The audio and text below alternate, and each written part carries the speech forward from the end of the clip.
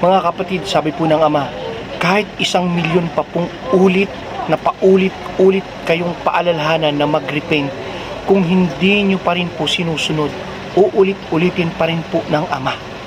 Sapagkat ang gusto niya po, tayo pong lahat ay maligtas sa lawa ng apoy sa impyerno. Kaya nga po ibinigay niya yung kanyang nag-iisang bugtong na anak upang sino man ang sumampalataya, kailanman ay hindi mapapahamak. Mga kapatid, mga kababayan ko, kaysa po tawagin niyo po akong baliw, tanga, bobo, nasisiraan ng ulo, ay makinig po kayo. Alalahanin niyo po mga kapatid, mga kababayan ko, si Noe noon, 120 years pong nagpangaral. 120 years pong paulit-ulit na nag-remind sa mga tao. Subalit hindi rin po pinaniwalaan, pinagtawanan, tinawag na baliw. Isa lang po yung naniwala, yung kanyang asawa. Bali, 8 kaluluwa lang po ang naligtas. Yung asawa niya naniwala sa kanya, yung 3 anak at 3 manugang.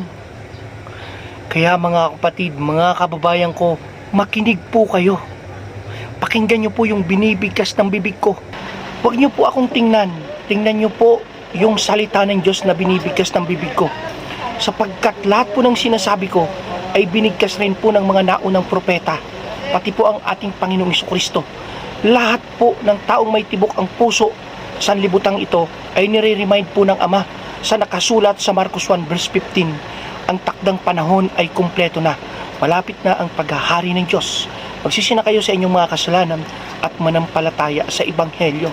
Mga kapatid, mga kababayan ko, ang sabi po ng Ama, walang silbi, walang kwenta yung 1,000,000 times na paulit-ulit kung hindi nyo pa rin po sinusunod. Amen po, hallelujah, praise the Lord. Kaya kahit po ako paulit-ulit sa sinasabi ko na huwag itong baliwalain, Jesus is coming, repent before it's too late. Binabanggit ko yung bayan, yung probinsya, yung personalidad. Alam nyo po, instead na magreklamo po kayo, sundin nyo po na mag-repent, na magsisi, sapagkat hindi po nagbibiro ang Ama sa kanyang paalala sa atin na malapit na ang muling pagbabalik ng ating Panginoong Jesucristo. Mga kapatid, mga kababayan, nakikita at nasasaksihan na po natin yung mga pitik ng Ama, yung lindol, yung bagyo, yung pagputok ng bulkang Mayon, yung kabilang putukan, mga sinyalis po na pabalik na ang ating Panginoong Jesucristo. Tayo po ay binabalaan, nire-remind sa mga pangyayaring ito na mag-repent na magsisi na, upang pagbalik po ng ating Panginoong Jesucristo, lahat po tayo makasama niya papunta sa kaharian ng Diyos at maranasan ang buhay na walang hanggan. Kaya mga kapatid, mga kababayan ko, instead na pagtawanan niyo po ako, makinig po kayo. Alalahanin niyo po si Noe noon, 120 years na nagpaalala sa mga tao. Subalit isa lang po yung naniwala, yung asawa niya. 8 lang pong kaluluwa ang naligtas sa panahon ni Noe. Yung milyong-milyong tao po inanod sa baha papunta sa lawa ng apoy sa impyerno.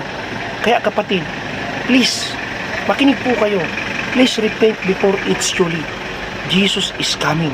Kung gusto po ninyong maligtas sa lawa ng apoy sa impyerno at maranasan ang buhay na walang hanggan sa kaharian ng Diyos.